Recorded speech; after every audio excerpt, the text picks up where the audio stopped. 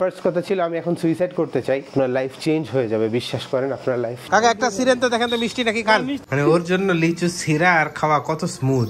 পড়াশোনা কখন হবে? ফাইনাল পরীক্ষা কার, আমার না তার? এই মরিচটা দিয়ে যদি গরুর মাংস রান্না করেন আমার কথা আপনার মনে থাকবে সারা জীবন। আসসালামু আলাইকুম, সবাই কেমন আছেন? আশা করি ভালো আছেন। আলহামদুলিল্লাহ আমরা অনেক অনেক ভালো আছি। সকালে ফ্রেশ হয়েই উঠে পড়লাম ট্রেডমিলে হাঁটতে, পজিটিভ স্টার্ট একটা দিলাম। আজকে এমন একটা বিষয়ে কথা বলবো যেটা আমি অলমোস্ট 5-6 দিন আগে একটা পডকাস্টে শুনছিলাম। এটা শোনার পর থেকে আমি একটু ক্লিয়ার হয়েছি লাইফ নিয়ে, মানে অনেক কিছু আমার কাছে অ্যালাইন হয়েছে। মনে হইলো যে না, যেই লোকটা এই কথাটা বলছে কথাটার মধ্যে ওজন আছে, কথাটার মধ্যে যুক্তি আছে। নেগেটিভ এনার্জি, পজিটিভ এনার্জি, এই জিনিসের উপরে আপনারা বিশ্বাস করেন? ধরেন একজন নেগেটিভ মানুষ, সে নেগেটিভিটি ছড়াবে, সে নেগেটিভিটি দেখবে, তার আশেপাশে নেগেটিভ এনার্জি ঘুরতে থাকবে, চলতে থাকবে, তার দুনিয়ায় একরকম নেগেটিভ একটা ভাইবে চলবে। এইটা কি আপনারা বিশ্বাস করেন? সিমিলারলি গোজ, একটা পজিটিভ মানুষ তার দুনিয়া পজিটিভলি দেখবে এবং পজিটিভলি চলবে। কিন্তু মজার বিষয়টা হচ্ছে যে নেগেটিভ মানুষটা, সেই বান্দা নিজেই বুঝবে না যে সে নেগেটিভ, বা যদি বুঝেও থাকে সে যে নেগেটিভিটি স্প্রেড করতেছে, সে যে নেগেটিভিটি অ্যাট্রাক্টও করতেছে, এটা অনেক সময় সে মানুষটা বুঝে না। ফর এক্সাম্পল, উনি একটা এক্সাম্পল দিছে, একজন মানুষ, সে প্রচণ্ড ডিপ্রেশনে ছিল, সে বলছে যে আমি সুইসাইড করব। তখন তাকে জিজ্ঞাসা করছে যে সুইসাইড করার রিজনটা আপনার কি? সে বললো আমি আমার পার্টনারের কাছ থেকে অনেক রকম স্ট্রেস পাই, আমার ভালো লাগে না। তখন ডক্টর বলছে যে ঠিক আছে, আপনি সুইসাইড করবেন, আপনি আজকে না কালকে সুইসাইড করেন। তো বললো কেন?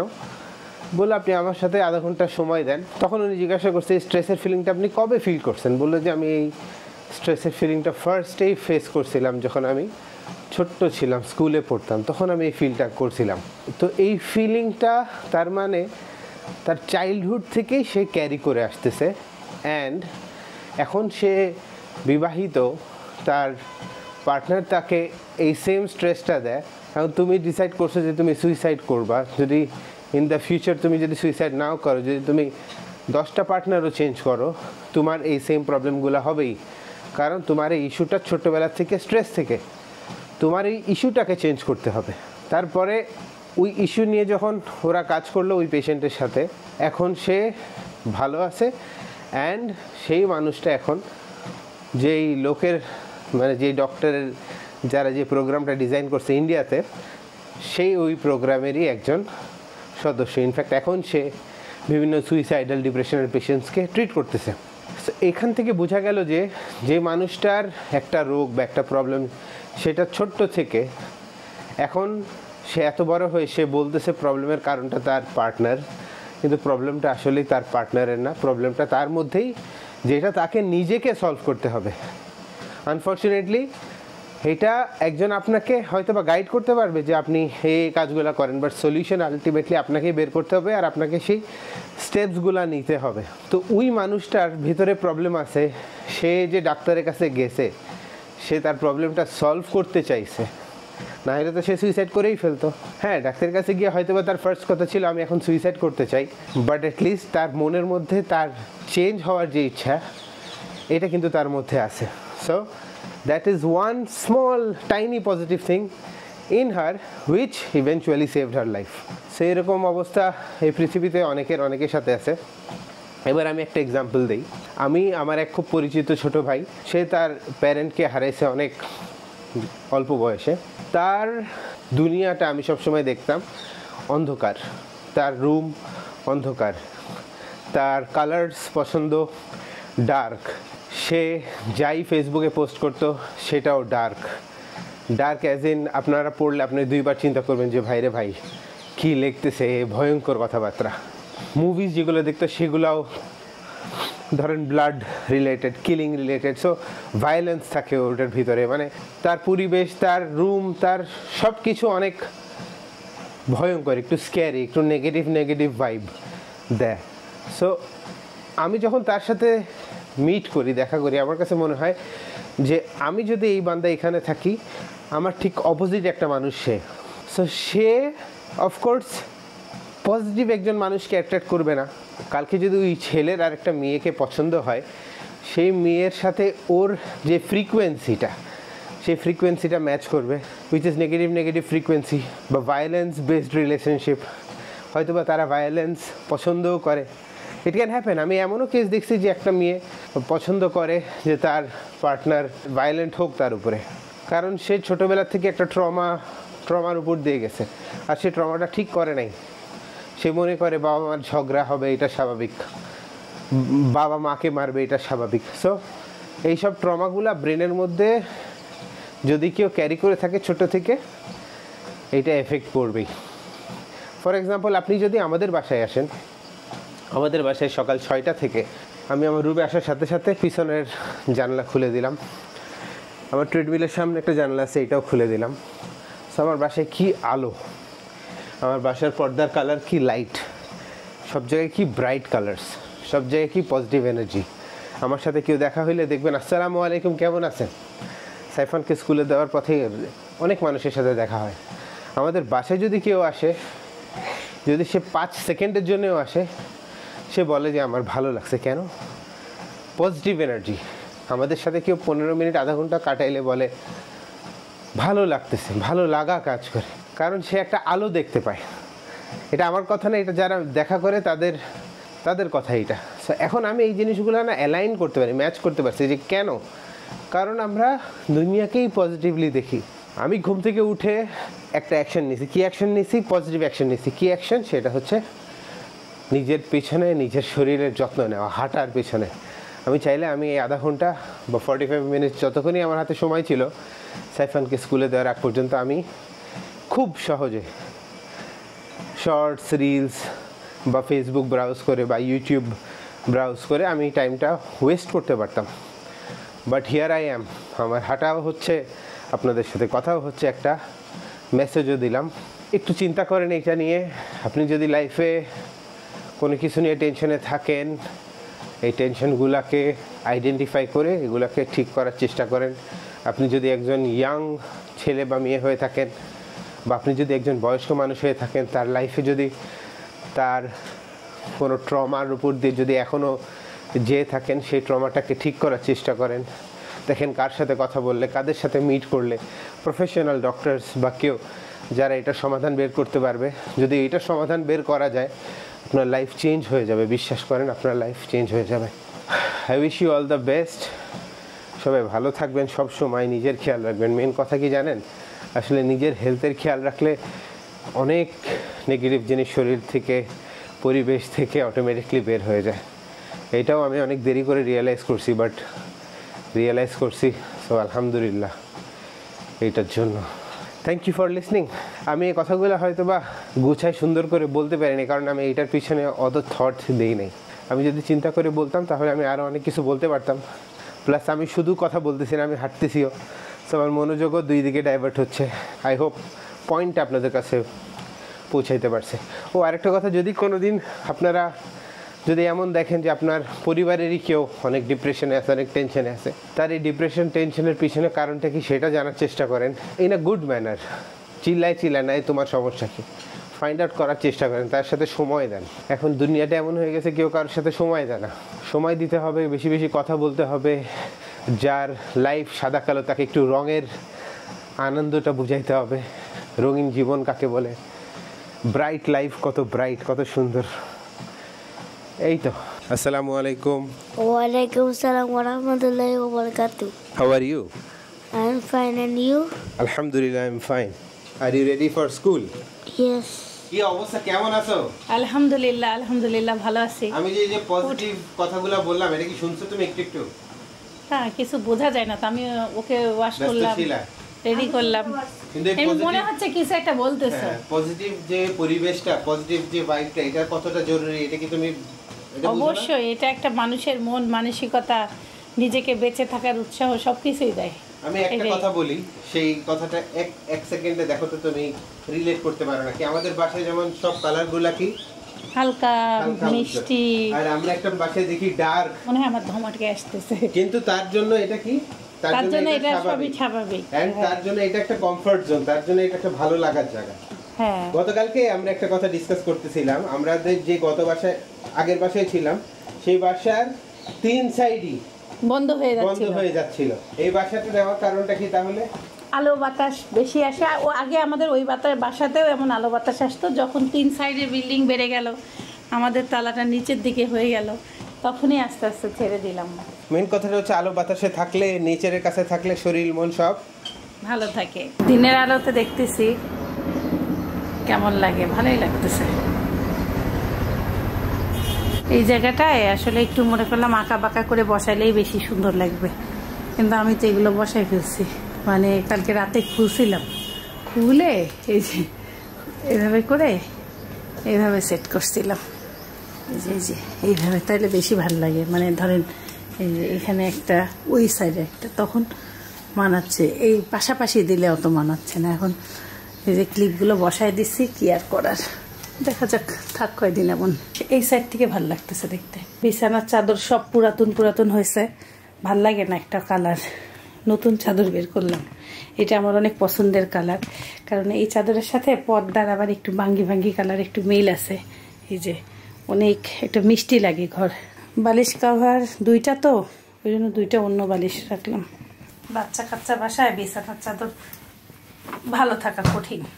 সাদা চাদর এই জন্য পাড়তে একটু ভয় লাগে,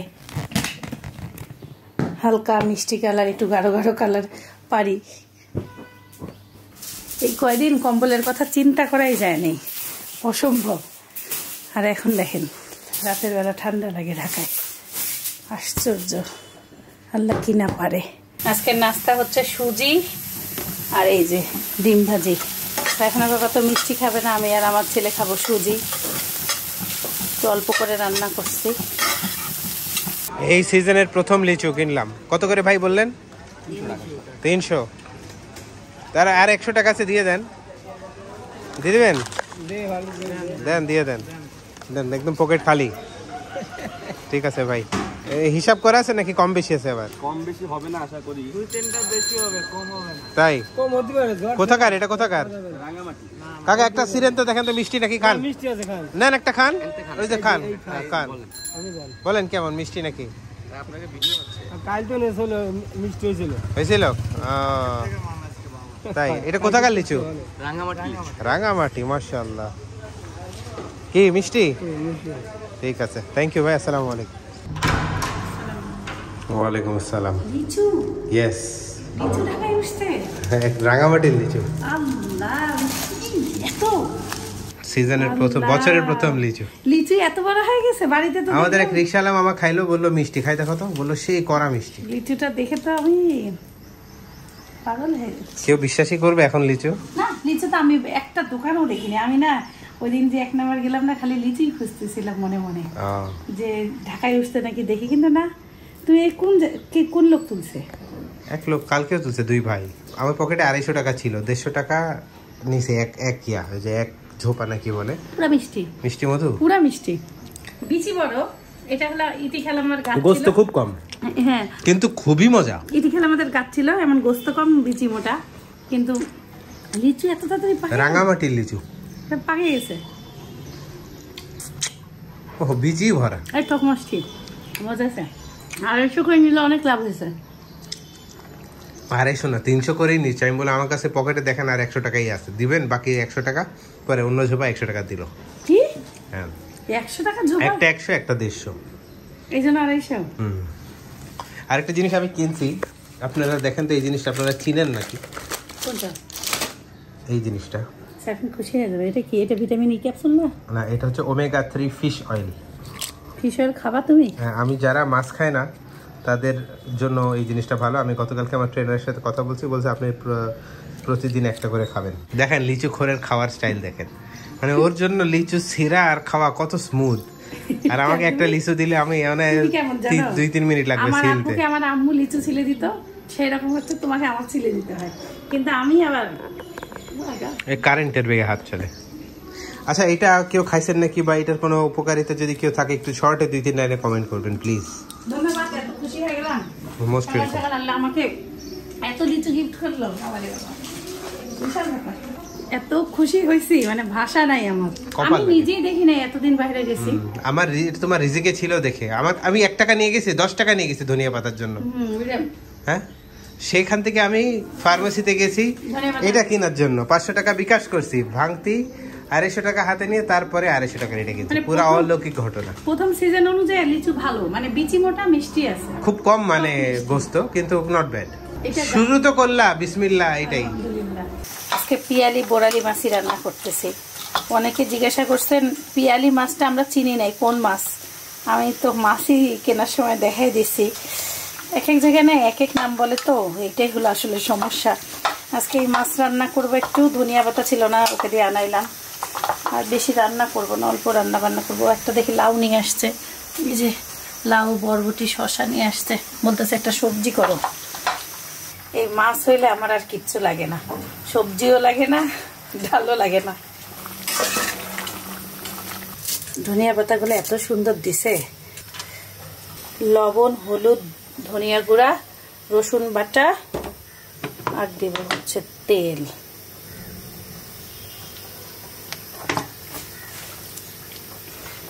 দুইটা আলু দিছি, কাঁচামরিচ একটু কম হয়েছে, ফ্রিজে আছে, আনতে হবে। বাড়ির গাছের মরিচ আনছিলাম পেরে, সেই মরিচের সাইফানে বাবার জন্য আচার দিয়ে দিব। আমি যে আনছি আমার মনেই নেই। আমি একটা কাঁকরোল গাছ আনছিলাম, শাকের সাথে কাঁকরোল গাছটা পাইছি, কিন্তু ফ্রিজের তলে চাপা খাইছে, সেটা রাতের বেলা লাগাইছি। কাঁকরোল গাছের সব পাতা মারা গেছে। এখন আল্লাহ যেন হয় এই দোয়া করতেছি। এই যে 3টা কাঁকরোল গাছ আছে এখানে, এখানে একটা, এটা একটা, এটা একটা। এখন জানি না ভাগ্যে কি আছে, মনটা আমার অনেক খারাপ। মানে আসার সাথে সাথে ব্যাগ থেকে বের করে রাখছি যে কালকে লাগাবো, আর ওই যে ভুলে গেছি। আর এখন কয়টা কাঁচামরিচ কম হয়েছে না। আর এই যে এই মরিচগুলো আনছি আচার দিব, ভুলে গেছি। তা আল্লাহর রহমতে ভালোই আছে। একটু ফ্রিজের ঠান্ডাটা বের হয়ে গেলে ধুয়ে মুছে এক্ষুনি দিয়ে দিব, না হলে ভুলে যাব আবার। বাড়ির গাছের মরিচ এখন মাছে দিই।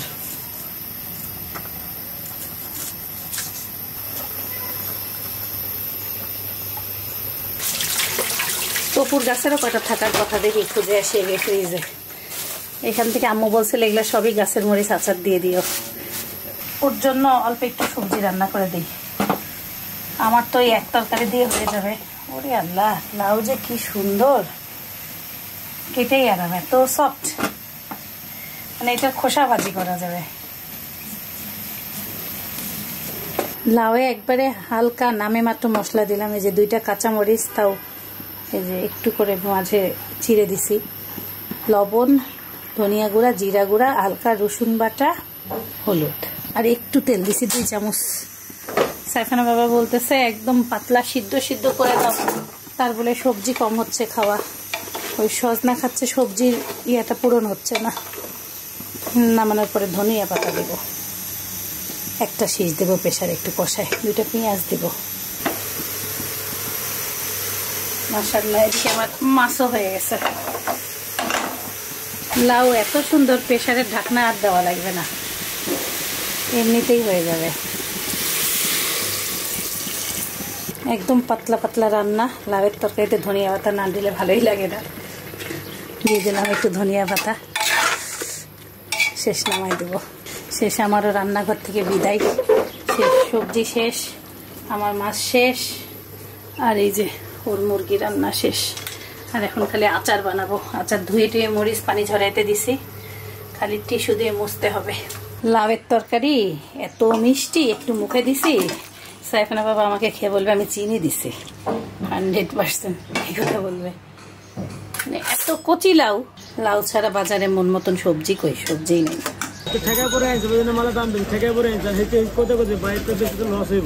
আম কিনতেছি 40 টাকা কেজি, 10 টাকার সাইজের ছোট ছোট বক্স কিনছি 2টা 20 টাকা দিয়ে। কাঁচা আম নিলাম 40 টাকা কেজি। আমগুলো এত সুন্দর আটি হয়ে গেছে। সাইফান বারে বারে জিদ করতেছে আইসক্রিম খাবো, আইসক্রিম। সেই কাঁচা আমের আইসক্রিম খেয়ে এতই মজা পাইছে, বারে বারে ওইটা বানাই দিতে বলে। কেন এখন আছে না? কয় পিস আছে? জুতা বাহিরে, জুতা বাহিরে। কখন কিনছে? সে লিচু দেখা মাত্র এমন জোরে একটা চিল্লান দিছে। আগে হাত ধুয়ে তারপরে লিচু খাও। তোমার বাবা সকালে আম্মুকে সারপ্রাইজ দিছে জানো, লিচু নিয়ে আসে, কিনে নিয়ে আসতে। এই যে লোকের কাছে লিচু ছিল, লিচুর পাতা দেখছি যায়, ওই দিন সাইফান মাথা ঘুরাতে উনি দোকানে নিয়ে গেছিলেন। আমি তো লিচু কিনতে এখান থেকে, ভ্যানে ছিল আমাদের না রাস্তার, আমি ওই মোড়ে দেখছিলাম। আমাদের এই তরমুজ আর লিচু একসাথে ছিল না? আমাদের এইখানে নামেই বামে। জামা না খুললে গেঞ্জিতে লিচুর দাগ হয়ে যাবে। আচ্ছা এবার কি লিচুর সিজন? এই তো আসলো লিচুর সিজন এখন। বাবা প্রতিদিন লিচু কিনবা? তুমি না সব ছেলে, কারণ আমাকে বাবা বলে না তো নানা। খোঁজখবর নিতে হবে তো ভাইয়া, খোঁজখবর নিতে হবে না। বাবা কেমন আছে, আম্মু কেমন আছে, আমার পা কেমন আছে? মা ছেলে মিলে এখন পাল্লা পাল্লি দিয়ে লিচু খাচ্ছি। আব্বু ফোন দিছিল, মানে ঢাকায় লিচু উঠছে, রংপুরে এখনো লিচু ছোটই, তাই বললে এখনো বাজারে ওঠে নাই। আর সাইফান সাবধান, কিন্তু গলায় বিচি আটকাতে পারে, কারণ আমি ছেলে দেই, খুব সাবধান। পছন্দের জিনিস অস্থির হওয়া যাবে না, তুমি আর আমি খাবো। নিজেই ছিঁড়তে পারে না ছেলেটা। বছরের প্রথমে কোনো ফল খাইলে আল্লাহর কাছে শুকরিয়া করতে হয়, বলে আল্লাহ ধন্যবাদ আমাকে এত সুন্দর। আমি বলবো কি জানো, আলহামদুলিল্লাহ। হ্যাঁ, আসা মাত্রই তাকে ভাত দিয়ে দিলাম। আগের ভাত ছিল গরম করে দিলাম, কারণ আজকে ভাত আমি রান্না করে যাই নাই, বলতেছে আমাকে আগে খাবার দিয়ে দাও। তার খারাপ লাগতেছে, সে অনেক হার্ড এক্সারসাইজ করছে। আগে সবজি দিব না মুরগি দিব? আগে সবজি। ও আজকে শশা কিনছিলাম, আজকে সবজি, শশা আমি সালাদ কাটতেছি। আচ্ছা, এই সোয়া 12টায় খাইলে তোমার খিদা লাগলে কি হবে? আমি খাই, সে তো আবার আমাদের মতন টুটকা খায় না, আর আমি আমরা রাতে খাই 7টায়। হুম, আর আমি দুপুরে যদি 3টায় খাই, তাহলে ধরো আরেকটা 3টা খাইলেও বেশি খুব গ্যাপ থাকে না। এখন গ্যাপটা আমার মনে হয় ঠিক আছে। খুব মিষ্টি না, মিষ্টি না, খুব মিষ্টি হলে খাইতে পারতাম না। খুব মিষ্টি দেখে আরো 2টা কাঁচা মরিচ দিছি, অনেক মিষ্টি ছিল। লাউ মিষ্টি হলে কাঁচামরিচ দিয়েও ঠিক করা যায় না। সাইফানের বাবা সাইফানকে বলতেছে রুটি দিয়ে সালাদ খেতে। আগে আমার ভুল হয়েছে লিচু দেওয়া, কারণ কি ভারী নাস্তা খাওয়ার পরে যত খুশি লিচু খাও। পছন্দের জিনিস মা ছেলে দুইজনই খেয়ে ফেলছি। এখন একটা রুটি খায় SW করতে যাবা, ইনশাল্লাহ এটা বিকালে শেষ করবো। আনারসের আইসক্রিম বানাই দিলাম তার চোখের সামনে। বানাইলে হলো সে কি করে, বারে বারে বারে বারে ফ্রিজ খোলে, বারে বারে অস্থির হয়ে যায়। বাসায় আনারস নষ্ট হচ্ছে, একবারে ব্লেন্ডার করে ছেঁকে বানাই দিলাম। বাচ্চা মানুষ না, স্কুল থেকে আসার পরে অস্থির করে ফেলে একদম। আমি করাই দিব। আমি একটা প্যাক বানাইলাম, রান্না সুজি দিছি, কফি দিছি, গ্লিসারিন দিছি, আর দিছি হচ্ছে এই যে রোজ ওয়াটার দিয়ে ভালো করে একবারে ব্লেন্ড করে নিছি। আর সুজিটা ওই যে দুধ দিয়ে চিনি দিয়ে রান্না সুজি ছিল, একটু একবারে রাখলাম, একটু রূপচর্চা করি। আর ও মধু দিছি, মধু একদম যা ছিল বোতল খালি করে দিয়ে দিছি। একটু বেশি পরিমাণে মধু দিছে, যে এই বোতলের এখানে ছিল এই পর্যন্ত, দাগ পর্যন্ত। আজকে বাড়ি একদম শান্ত, সাইফান ঘুমাই গেছে। সাইফানের পাপাও আজকে ওই যে স্কুল থেকে আসার পরে দুপুরের খাবার শেষ করে, তার কাজ শেষ করে সেও ছেলের সাথে ঘুমাই গেছে। কারণ কাপড় নাড়তে আসছি, দেখতেছি জায়গা নাই, ওই বারান্দায় যাওয়া লাগবে। ভাবতেছে এখানে দিলে দুপুরের মধ্যে শুকায় যায়, এত রোদ। এই কুশন কভারগুলো ধুয়েছিলাম, তারপরে যে টুলের কভারগুলো ধুয়েছিলাম, দিয়ে রাখলেই শুকায় যাবে, কোনো রকম করে দিতে পারলেই হলো। ছেলের জন্য অপেক্ষা করতে করতে মা ছেলে ভাত খাচ্ছি কয়টায় দেখেন, 4:35। ছেলে দেয় স্কুল থেকে, খেলে আসে ঘুম। পড়াশোনা কখন হবে? ফাইনাল পরীক্ষা কার, আমার না তার? আমি এতক্ষণ নামাজ কালাম পড়ে শুয়েছিলাম ওর জন্য, যে দুইজন মানুষ আবার কি আলাদা আলাদা খাই, এমন করে ঘুমাইলে তো হবে না। একটু সবজি দিব, আমি ছোট মাছ নিছি আর হলো সবজি নিছি, ওকেও ছোট মাছ দিছি আর মুরগি দিছি। মাগরিবের একটু আগে, মানে 6:24 বাজে এখন। দেখেন কিছু অনেকক্ষণ আগ থেকেই কালো মেঘ হয়ে আসছে, মনে হচ্ছে সারা রাত বৃষ্টি হবে। দেখেন চারিদিকে অন্ধকার, বৃষ্টি হলে মনে হচ্ছে থামবে না। আকাশ দেখলে কেমন জানি ভয় লাগতেছে। ক্যামেরাতে তাও কালো কম, মানে আকাশের দিকে তাকালে আরো অন্ধকার লাগতেছে। মরিচগুলো ধুয়ে একদম পানি শুকায় নিছিলাম, এখন এই যে একটু লবণ মেখে বোতলে ভরে ফেলবো। এই মরিচটা কিন্তু অনেক ঝাল, চেরি মরিচটা। এটা হ্যাঁ, এর সাথে দিব না? দেই? দাও। আচ্ছা থাক, তুমি এগুলো আলাদাই খাও, এই কয়টা আলাদাই খাও। হ্যাঁ, আর ওইটা একটা আলাদা বোতলে ভরি। এই যে অল্প লবণ, একটু বেশি করে লবণ দিলেও খারাপ না। আর একটু একটা কাজ করবো, দাঁড়াও, একটু ফুটা বানাচ্ছ? একটু ফুটা বানিয়ে দিই, ভিতরে ইয়াগুলো যাবে। হ্যাঁ অল্প একটু, জাস্ট। তোমাদের ওই বিহারি আচারের কথা মনে পড়ে গেল। দুর্দান কুকুর না? হ্যাঁ, আছে ওই যে আমার আরেকটা কাছে। বাসায় গেছিলাম, আছে কি আচার? হ্যাঁ, ওই আন্টিটার খুব ভালো লাগছে। আমার এবারকে মনে হলো ওই কেজি কাপড়ে যখন গেছিলাম না, ওনার বাসায় যাই আচারটা নিয়ে আসি। আন্টি ভিডিও দেখে না? ইজি, দুবাইয়ের এটা শর্মা পিৎজার সাথে খায়, খুবই মজার আচারটা। সাইফারের এই মরিচগুলোই তো, যদি এবার কোথাও যে সকালবেলা যাবা না, যদি রাস্তায় এই মরিচ পাও, তুমি একবার 1 কেজি কিনে আনবা। এটাই তো সেই মরিচটা। আপনারা এই যে এইভাবে করে বোতলে ভরে এখানেই লবণটা দিবেন। আমি আবার বাটিতে ভুলে লবণটা ঢেলে দিছি। এটা রোদেরও প্রয়োজন নাই, এবং এটা হেলদি। এই আচারটা আমি আমার শাশুড়ির কাছে শিখছিলাম। মানে শশা গাজর আর আম্মু দেয় কি, হ্যাঁ শশা গাজর আর মরিচ বিটরুট দেওয়া যায়, বিটরুট দিলে সেই হবে। বিটরুট তো ছিল, আর নেই তো। বাসায় মানে বাজারে ছিল না? বাজারে ছিল। একটু আইনো তো কালকে। আমার বিটরুট অত ভালো লাগে না। বিটরুট ফালাফিলে তো সেই লাগে, বলে আচারে সেই লাগে। সেটা এই মরিচের সাথে না, আলাদা আলাদা করে কইরা। হ্যাঁ, আর এই যে একদম ভিনেগার দিয়ে পুরা চুবাই দিলাম। আর একটু লাগতো না নাকি? মরিচ কম না, একটু লাগবে, দিয়ে তো আবার উঠে আসে না। ও তো আর একটু টানবে। দেখি একটা চামচ দিয়ে চাপা দিয়ে রেখে দাও। মরিচ তো পুরা ভরা হলে ঠাসে রাখা যায়। আর একটু লাগবে না, ওই যে উঠে আসে, মরিচগুলো উঠে গেছে। ও তাই একটু চাপা দিই। হ্যাঁ, চাপা দিতে হবে। এই মরিচটা বিশাল বড়, ওটা তপুর গাছের মরিচ, জানো? আমার মনে তোমার বয়ামটা বড় হয়ে গেছে। বয়াম বড়, ছোট বয়াম আমি পাই কোথায় আন্দাজ মতন। প্লাস্টিকের চামচ দিয়ে এর মধ্যে দিলে সমস্যা হবে না, বুঝো নাই? ঠাসা থাকলো। এই দেখো সব উঠে আসে না, এই যে দেখো, মানে ভাসতেছে আর কি। দাঁড়া, একে এইভাবে রাখলাম, তাহলে আমার আর ভিনেগার লাগবে না। এখন এটাকে একবারে ঢাকনা লাগে কতদিন? এটা 7 দিন 5 দিন? 5-7 দিনের 5 দিন পরে চেক করবেন, 7 দিনের মধ্যে খাওয়া যায়। মানে 5 দিন থেকেই খাওয়া যায়।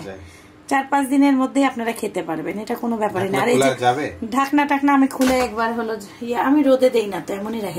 খুলে একবার নেড়ে দিই, নেড়ে দিন, কোনো সমস্যা নেই, রাখলেও হয়ে যায়, সমস্যা নেই। না এই যে এইভাবে ঝাঁকি মারবেন, লবণটা গলে যাবে। রেডি হয়ে গেল দুবাইয়ের আচার। এই যে এমন এমন করে, ভেরি ডিলিশিয়াস। যে কোনো শর্মা, যে কোনো স্যান্ডউইচের সাথে খাবেন, ভালো লাগবে। আমার তো এখন এই যে মরিচ কয়টা বানাইতে মন চাচ্ছে, বানাই ফেল আরেক জায়গায়। খাওয়া এত ঝাল ঝাল মরিচ তো তুমি খেতে পারো না। শুধু মরিচ না দিয়ে এর মধ্যে একটু শসা গাজর দিলে ভালো হতো। শসা আছে, টাটকা আনছে আজকে, দিয়ে দিই। গাজর নেই, গাজর পচে গেছে, তাহলে দিয়ে দিই। আসো, আমাদের বাসায় গাজর নাই। আমার শাশুড়ি হচ্ছে গাজর শসা আর কাঁচা মরিচ দেয়, আর আমি এখন দিব আম শসা কাঁচা মরিচ। আমার সব থেকে পছন্দ হচ্ছে গাজরটা, অন্য লেভেলের স্বাদ লাগে। আপনারা প্লিজ এটাতে গাজর অ্যাড করতে ভুলবেন না, যদি সম্ভব হয় আর কি। আম হলো খোসা ফেটে দিই না? হ্যাঁ, খোসা ফেলে দাও, নাহলে ভালো লাগবে না। শসাটা খোসা সহ কাটতে হবে। হ্যাঁ, এই যে এমন করে কাটে নিলাম। এখানেই হচ্ছে লবণটা মেখে নিই, ওখানে দিয়ে তো তখন। আচ্ছা, অল্প অল্প করে ঝাঁকি দিয়ে নিই তাইলে। ভিনেগার দেওয়ার আগে একটু ঝাঁকি মারে নাও। হ্যাঁ, সব দেওয়া যাবে না, কারণ ওর জায়গা হবে না তো। শসার ঘ্রাণ কি সুন্দর। টাটকা শসা আনছো যে আজকে, শসাটা পারলে একটু মুছে নিয়েন, পানি থাকা যায় না। এই যে ভালো করে এভাবে করে নাড়াই নেবেন। এবার আমগুলো দিয়ে দিই, লবণের পরিমাণ একটু বেশিই দেবেন।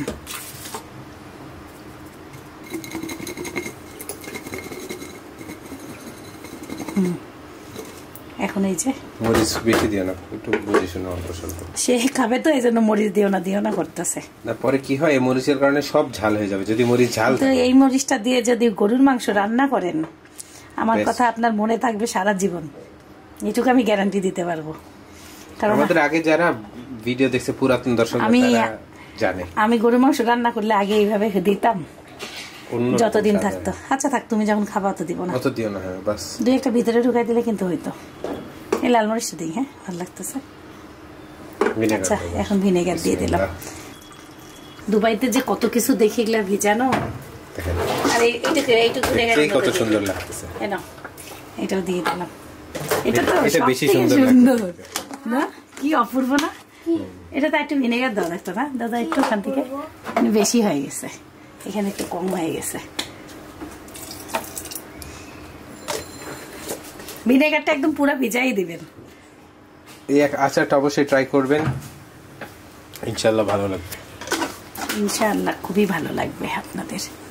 বাই বাই, আল্লাহ হাফেজ। সবাই ভালো থাকবেন, সুস্থ থাকবেন, জীবনের গল্পের সাথে থাকবেন, আমাদের জন্য দোয়া করবেন। আচার দিয়ে বাই বাই, দুবাইয়ের আচার। Bye bye. My guiding light, you are my everything.